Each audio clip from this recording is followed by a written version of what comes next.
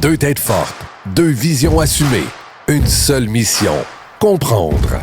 Ici, pas de consensus forcé, ni de réponse préfabriquée.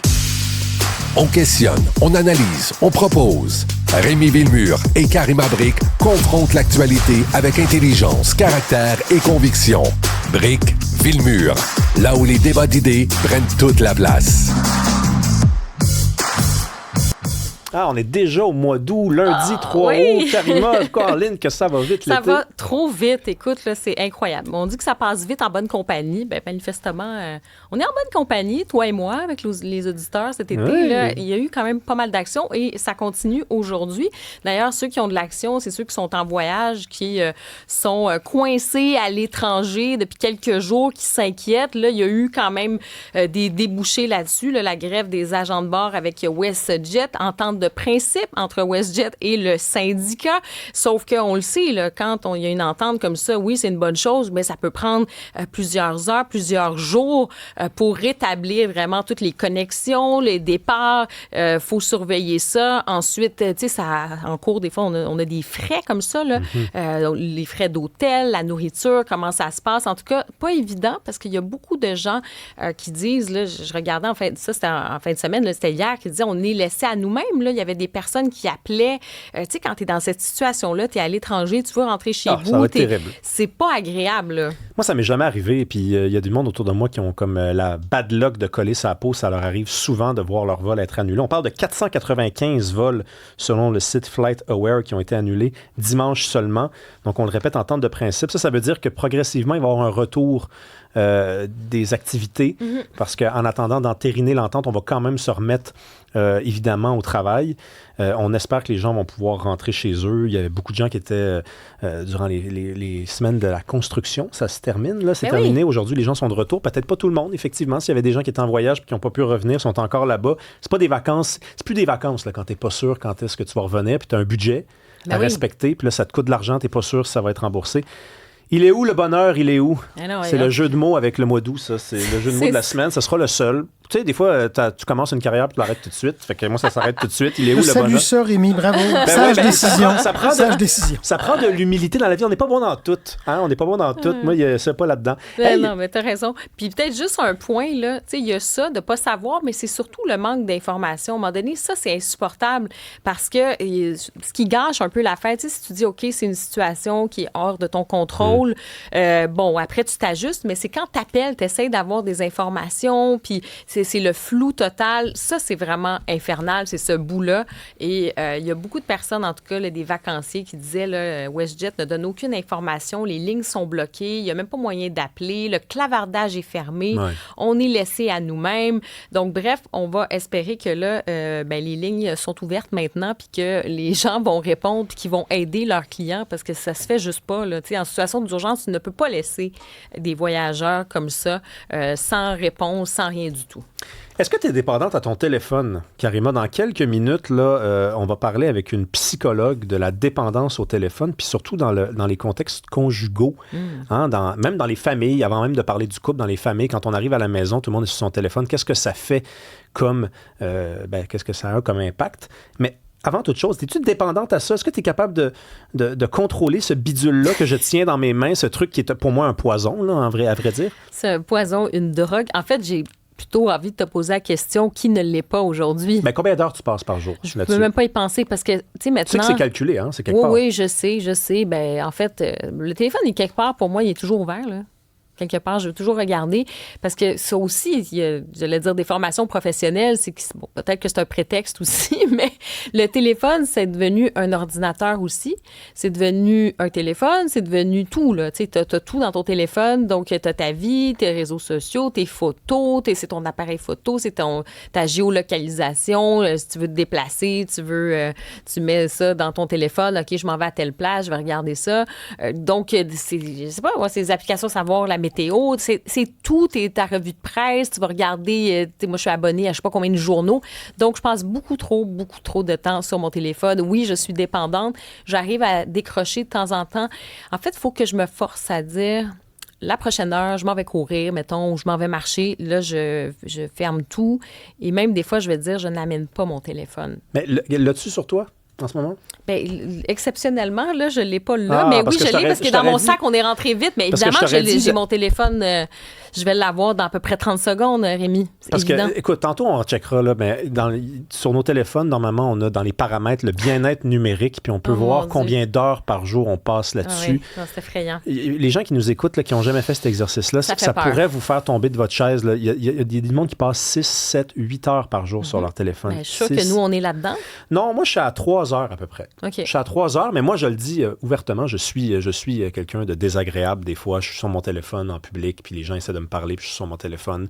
Puis on me passe de plus en plus le commentaire, puis je travaille là-dessus. C'est dur. C'est vraiment dur. Puis, tu sais, c'est physique aussi, là. C'est pas juste psychologique. Non, ça entraîne des dommages dans tes relations. T'es en famille, t'es là-dessus, tout le monde se met là-dessus. C'est pas juste ça, c'est physique. Ça engourdit, ce truc-là. Mm-hmm. Ça rend, je sais pas, ça fait peser les yeux. Puis à un moment donné, tu changes un peu de direction. Puis là, tu regardes quelqu'un dans les yeux. Puis là, t'as comme l'impression que c'est comme, t'es pas habitué que la personne ne soit pas derrière un écran, la personne que tu regardes. C'est vraiment, vraiment bizarre ce que ça fait. Puis on est pas mal tous dépendants de cette petite cochonnerie-là. Puis je sais pas comment on va faire pour en sortir. Parce qu'il va falloir en sortir. Apparemment que les plus jeunes sont soucieux de ça et se disent entre eux, il paraît qu'avant, il y avait un monde sans ça, puis on pourrait essayer, nous qui avons la chance de commencer notre vie, de nous inscrire dans cette nouvelle vie-là. C'est eux qui sont en train peut-être de nous donner des leçons. Mm-hmm. Mais tu as raison, ça change. En fait, de plus en plus, on vit dans notre tête.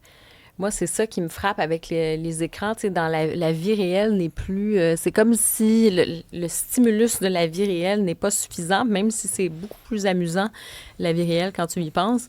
Mais cette espèce de drogue-là, donc on est enfermé dans notre boîte, là, notre tête, là, puis on est avec notre téléphone, puis finalement, c'est une espèce de dialogue constant avec soi-même, des images, notre réflexion et tout. On n'est pas dans le monde.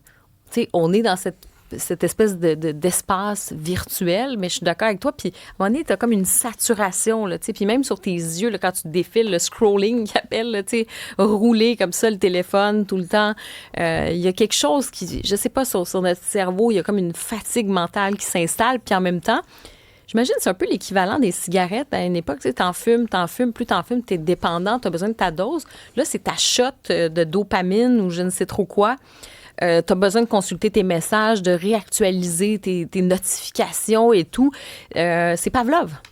Est-ce qu'on est de moins en moins à l'aise dans l'intimité parce qu'on est toujours sur notre téléphone ou est-ce qu'on s'accroche au téléphone parce qu'on est moins à l'aise dans l'intimité? C'est la question, c'est l'œuf ou la poule, là.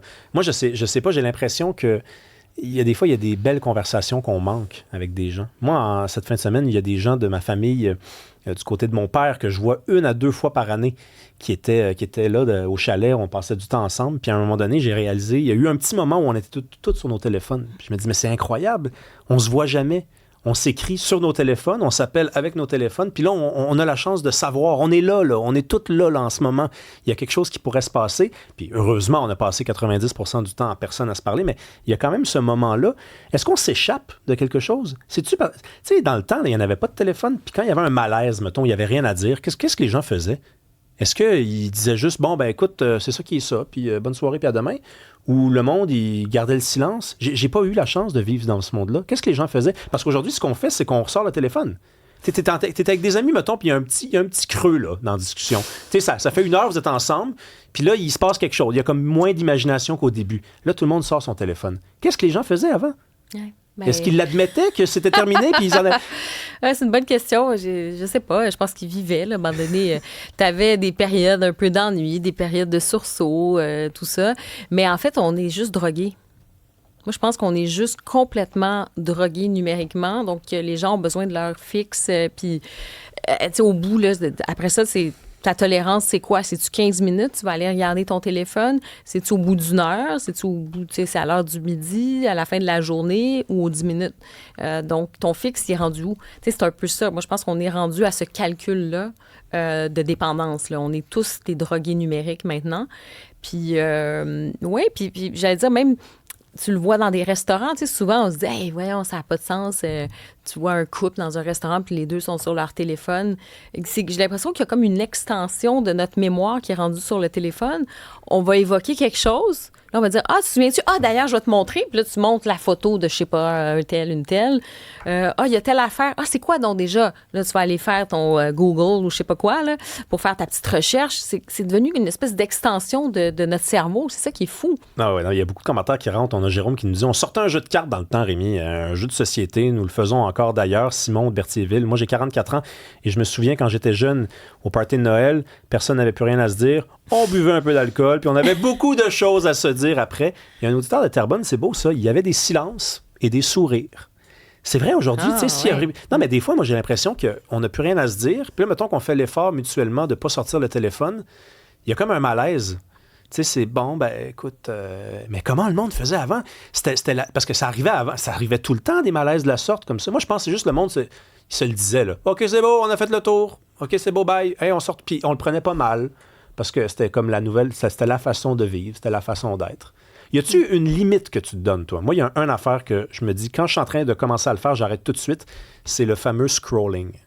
Moi, si je vois ça, je suis d'accord. Ça aussi, je suis pas trop... moi, je suis pas trop là-dessus. J'aime pas ça. Ça devient abrutissant, là. Mais avant, il y avait juste ça sur TikTok. Après, c'est devenu sur Instagram. Après, c'est rendu sur Facebook. C'est rendu sur Twitter. C'est rendu partout. Mais moi, dès que il y a 2-3 vidéos que j'ai passées comme ça, je dis, oh mon Dieu. Là, je suis tombé dans le piège. Là, j'arrête tout de suite. Oui, t'as raison. Je jette mon téléphone sur le mur. Je pense que j'en passe un par mois. Non, t'as raison sur cette affaire-là.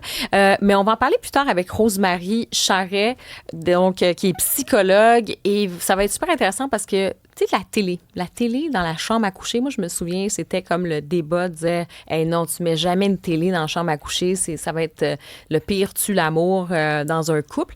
Mais maintenant, c'est même plus la télé, c'est le téléphone. Oui, puis c'est même pas juste la chambre, c'est l'étage. Est-ce que quand tu rentres dans ta chambre, ou avant de te coucher à ton réveil, est-ce qu'on peut bannir le téléphone de la chambre à coucher? Parce que ça peut être un enjeu. Tu te réveilles le matin, la première affaire, si l'autre est sur son téléphone puis tu as le néon bleu, ou avant de te coucher, c'est sûr que ça peut tuer l'amour un peu. Est-ce que vous, c'est la télé ou le téléphone? Qu'est-ce que vous avez fait avec ça? En tout cas, on en reparlera tout à l'heure, mais je pense que c'est un vrai changement dans notre monde, dans la société, mais peut-être aussi, à un moment donné, les gens vont juste être un peu tannés de ça aussi.